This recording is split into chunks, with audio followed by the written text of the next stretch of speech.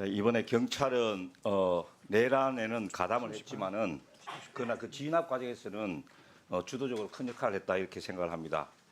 특히 내란 수계 윤석열 체포 과정에서 주도적인 역할을 한 바 있다. 그래서 국민들도 좋은 평가를 내린 부분이 있다 이렇게 생각을 하는데요. 그런데 또 이번 인사로 다시 스스로 이제 비판 여론을 자초해서 매우 유감스럽고 안타깝게 생각을 합니다. 여기 인사 대상자가 4명 있고 그런데요. 인사 당사자에 대한 이런저런 의혹이 있고 시비가 있습니다. 그건 다른 의원님들께서 충분히 이제 질의를 했고 또 하리라고 생각하고요.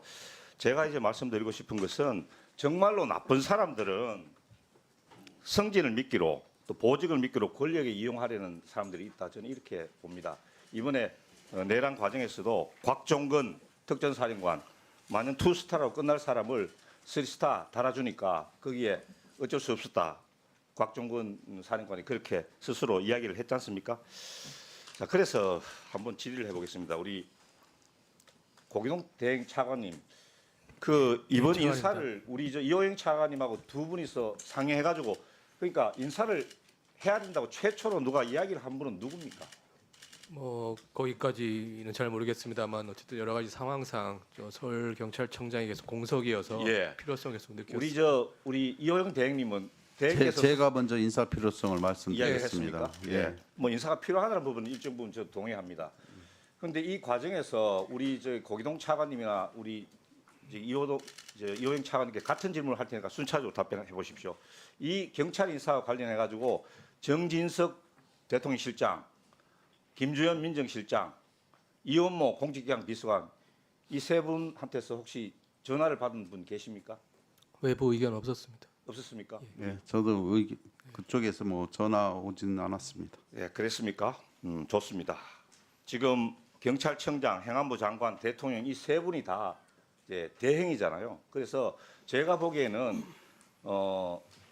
치안 정감이나 치안감 인사에서 영향을 미칠 만한 사람, 최상목 대행이 저는 경찰 인사에 대해서 속속들이 잘 알고 본인의 뭐 의지를 관철시켰다고 생각하지도 않고 또 여기 계시는 두 분 대행님이 뭐 치안감이나 치안정감 인사에 큰 역할을 했다고 생각하지 않습니다. 그 대신에 최근에 이제 언론 보도가 나오고 있는 게 특정 인사가 배후에서 주도적으로 역할을 했다 이렇게 지금 의혹을 제기하고 있습니다. 혹시 신문 기사 보셨습니까, 대행님?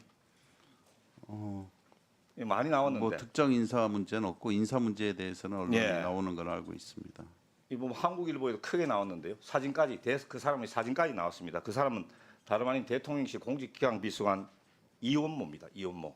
이분은 공직기강 비서관으로서 인사 검증을 이제 총괄하기 때문에 충분히 공식적으로도 인사 라인에 개입할 수 있는 의사 결정에 개입할 수 있는 구조를 가지고 있다. 저는 이렇게 생각하고 이원모 비서관이 어떤 분이냐? 2022년 6월 이번 정부 윤석열 정부 첫 경찰 고위직 인사에서 이상민 장관이 치안정감 승진자 대상자 6명을 개별적으로 면접을 했습니다. 그건 차장님 알고 계시죠? 네, 알고 있습니다. 그 자리에 동석을 했다고 이원모는 부인했지만은 이상민 장관이 인정했습니다. 그것도 알고 계시죠?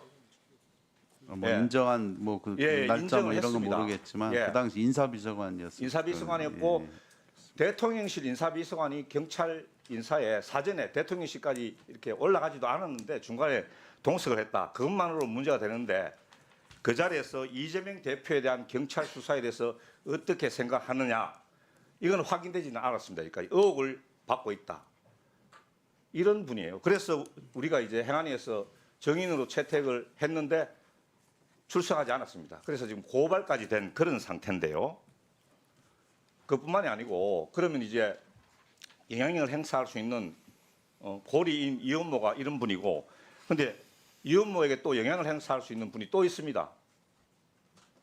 이원모가 지난 총선에서 용인갑 지역에 전략 공천이 됐습니다. 기존에 활동하던 국민의힘 후보들 7명을 다 누르고 이제 낙하산으로 단수 공천이 됐는데 여기에서 김건희 여사가 역할을 했다는 김대남 전 청와대 선임행정관의 녹취록이 공개가 됐습니다. 이건 전 객관적인 팩트를 계속 이야기하는 겁니다.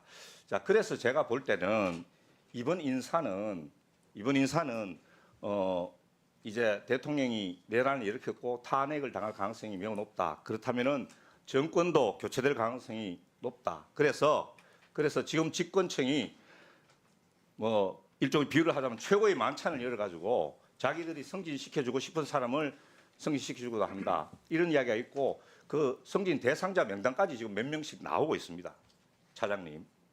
그래서 지금 이제 차장님 말씀하신 바와 같이 이 정부 인사에는 우리 경찰의 입김이 의지가 관철될 수가 없는데 그죠? 지금부터 이제 곧 이제 경무관 총경 경정 이하 인사 계속 하지 않습니까? 그죠?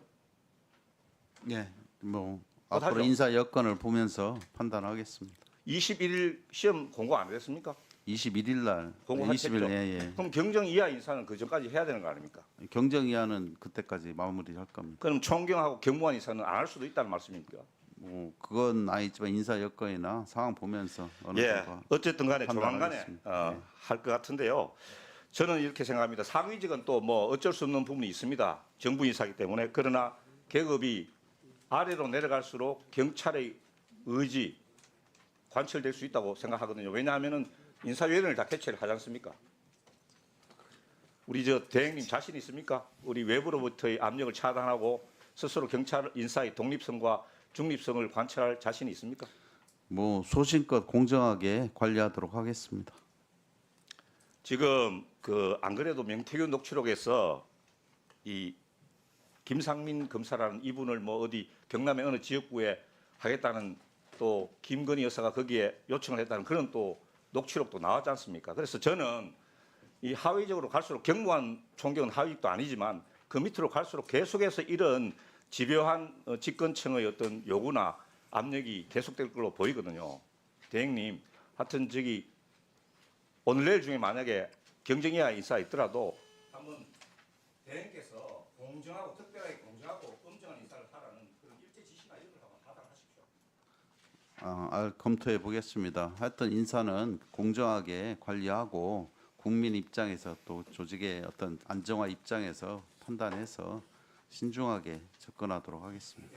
이번 열대 뭐 정권에서 또 그런 얘기가 있었지만 인사가 잘못되면 또 이게 악순환이 됩니다. 이번 인사에서 불이익을 받다고 하는 당사자들이 다음 정권에 들었으면 또 어떻게든지 또 그걸 만회하려고 또 영향을 행사하려고 하고 이러다 보면 악순환이 일지 않겠습니까? 그래서 이번 인사에서는 최대한 공정을 해달라. 차장님 대행님한테 그렇게 당부드립니다. 알겠습니다. 네, 수고하셨습니다. 마치기 전에 제가 한두 가지 묻겠습니다.